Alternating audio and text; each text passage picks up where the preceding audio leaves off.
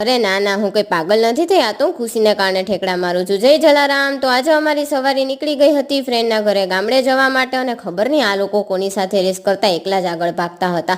ગામડે જઈને વહેલા તો મેં હિંચકા પર જ કબજો કરી લીધો, ભલે પછી મને ચક્કર આવવા લાગ્યા હતા। પછી અમે વાડી અને ખેતર ફરવા ગયા, ત્યાં આજનું શૂટ કરતા મને એમ થતું તો મારી માથે જ ના પડી જાય। જો કે આ કેનું ઝાડ છે કમેન્ટમાં જરૂરથી જણાવજો। એક અહેસાસ તો થઈ ગયો કે ગામડામાં જે શાંતિ સુખ છે તે શહેરમાં નથી। અને આ બધું શૂટ કરતી હતી ત્યાં મારા બધા ફ્રેન્ડ મને મૂક્યો અને એકલા આગળ ચાલ્યા ગયા। એટલું બધું રખડ્યા પછી ભૂખ એટલી લાગી હતી, અને ગામડાનો રોટલો તો કેમ મુકાય, એટલે માખણ ડગલો નાખ્યો અને અમે તો જમી જ લીધું। અને જમ્યા પછી અમે મળ્યા ભૂરકીને, જે પાણી પીતો હતો, અને ત્યાં સુધીમાં મેં કૂવાનું શૂટ કર્યું। મને એમ થતું હતું કે મારો મોબાઈલ કૂવામાં ના પડી જાય, ઘરે પાછું તો જવું કે નહીં।